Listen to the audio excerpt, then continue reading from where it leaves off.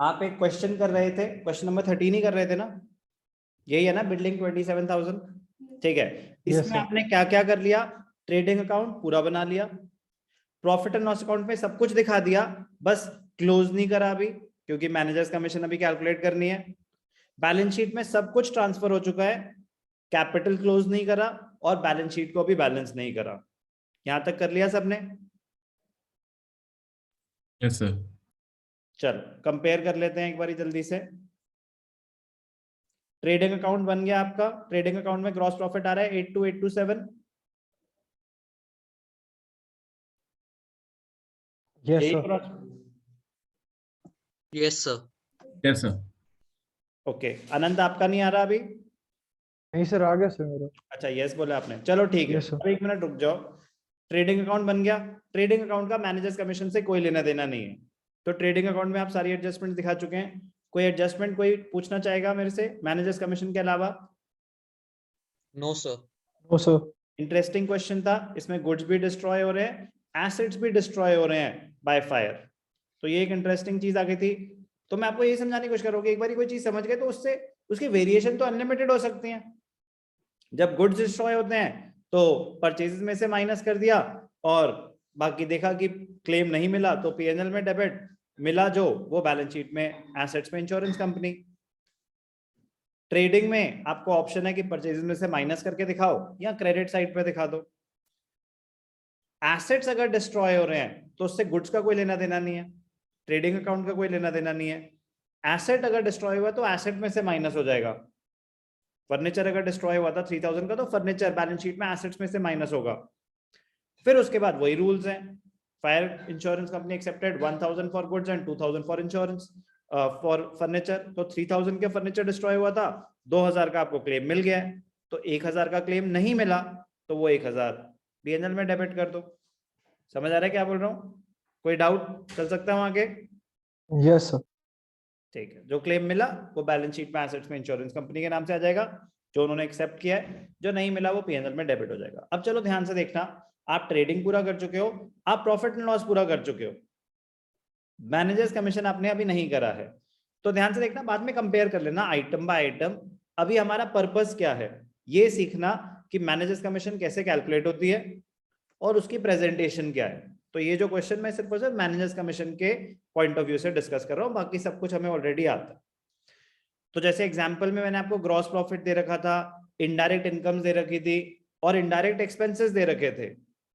तो अगर मैं बोलूं कि कैलकुलेट मैनेजर्स कमीशन, तो बेटा managers commission is equal to, क्या है क्वेश्चन में, 10% on net profit, 10% of net profit. तो क्या होगा, बिफोर या आफ्टर?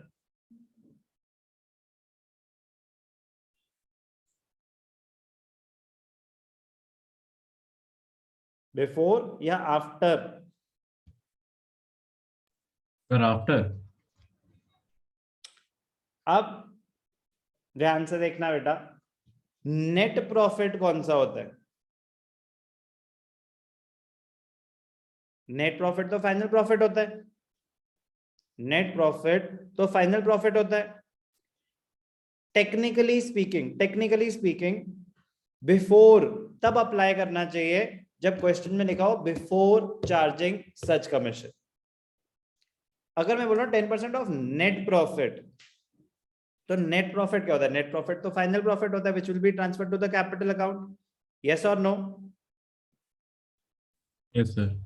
तो यहाँ पे उन्होंने क्लियर नहीं करा, नॉर्मली वो क्वेश्चन में बता देंगे कि managers entitled to X% of net profit before charging commission, X% of net profit after charging commission, normally वो क्वेश्चन में बता देते हैं। बट अगर नहीं बताएं तो आपको नोट देके अजम्पशन लेनी पड़ती है, वी अज्यूम, अजम्पशन है क्या, जब तक बिफोर ना लिखा हो आफ्टर लेंगे।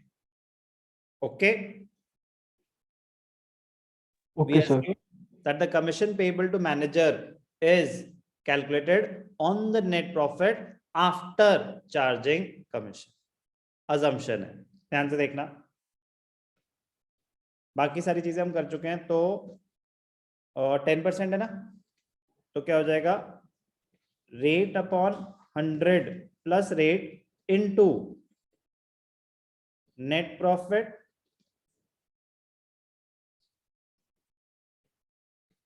आफ्टर all adjustments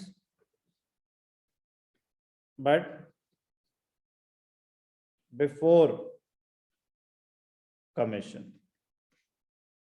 तो 10% अपॉन 110 इंटू क्या आया नेट प्रॉफिट 82827।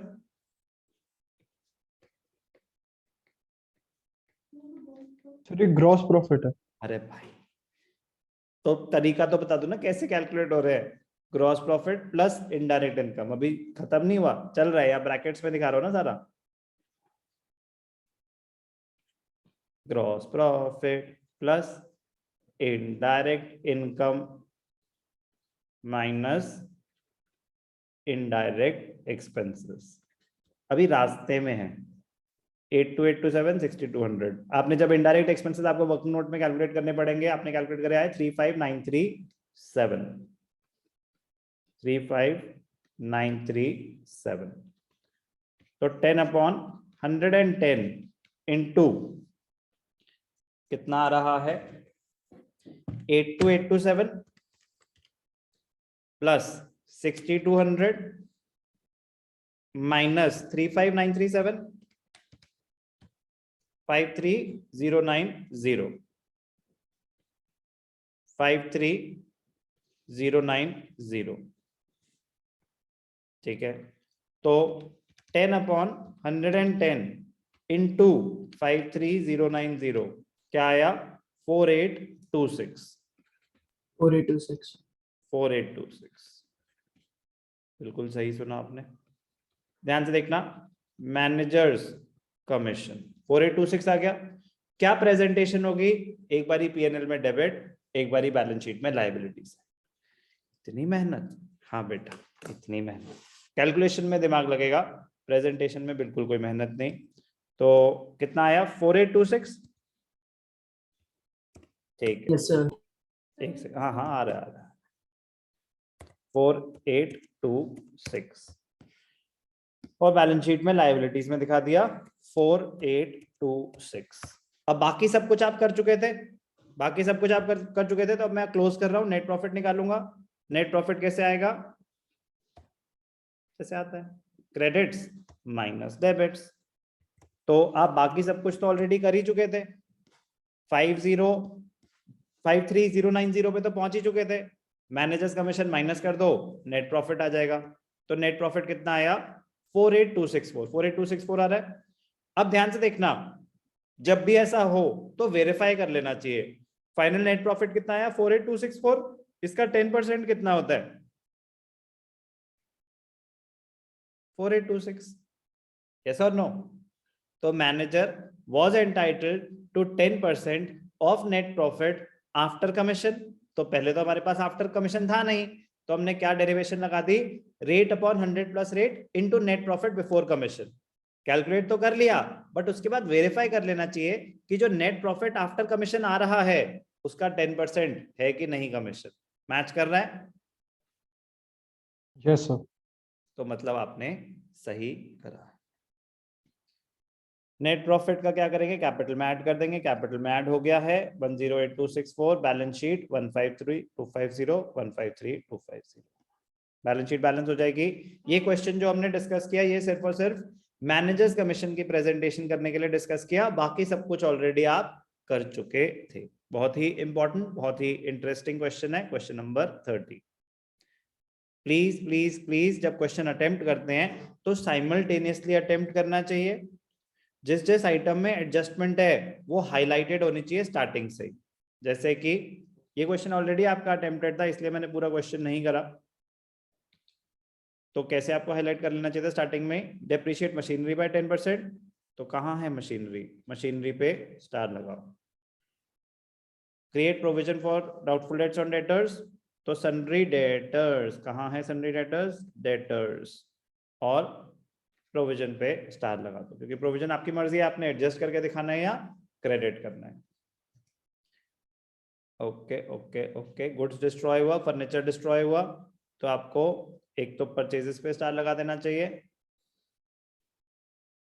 परचेजेस पे। अगर आप परचेज में से माइनस करके दिखा रहे हैं, आप ट्रेडिंग अकाउंट में क्रेडिट साइड पे भी दिखा सकते हैं। और दूसरा एसेट, एसेट में से तो माइनस, उसमें ऑप्शन नहीं है सर, इसमें ट्रेडिंग में क्रेडिट पे नहीं दिखा सकते बेटा, ये गुड्स नहीं है, फर्नीचर डिस्ट्रॉय हो रहा है, गुड्स नहीं है, तो यहाँ पे ऑप्शन नहीं है ट्रेडिंग में क्रेडिट करने का। गुड्स जब डिस्ट्रॉय होते हैं तो ऑप्शन होता है कि परचेजिंग में से माइनस करो या ट्रेडिंग में क्रेडिट करो, दोनों बातें एक ही हैं। बट प्लीज वो फॉलो करना जो आपको स्कूल में कराया जा रहा है। किस किस के स्कूल में ट्रीटमेंट ऑफ अबनॉर्मल लॉसेस हो चुका है? तो क्या परचेज में से माइनस कर रहे हैं, ट्रेडिंग में क्रेडिट? ट्रेडिंग में क्रेडिट या परचेज में से माइनस, या दोनों अलाउड है? दोनों इक्वली करेक्ट है, दोनों इक्वली करेक्ट है। बट प्लीज आपको पता होना चाहिए कि आपके स्कूल में क्या फॉलो हो रहा है। पृथ्वी, आपके स्कूल में आप पहुंचे हैं? जैसे वो परचेजेस में से कर लेते हैं, मतलब दोनों ही अलाउड हैं ऐसे तो। ठीक है, तो बात ये समझ आ गई ना कि एक स्कूल में ट्रेडिंग में क्रेडिट कर रहे हैं, एक स्कूल में परचेज में से माइनस कर रहे हैं, किसी स्कूल में बता रहे हैं दोनों इक्वली करेक्ट है, तो बिल्कुल सही बता रहे हैं कि दोनों इक्वली करेक्ट है। तो ध्यान रखना, प्रेजेंटेशन परफेक्ट रखना। क्वेश्चन नंबर 13, टीएस ग्रेवाल, पूरा क्वेश्चन आपने किया, मैंने बस आपको दिखाया कि मैनेजर्स कमीशन की कैलकुलेशन और प्रेजेंटेशन कैसे होती है।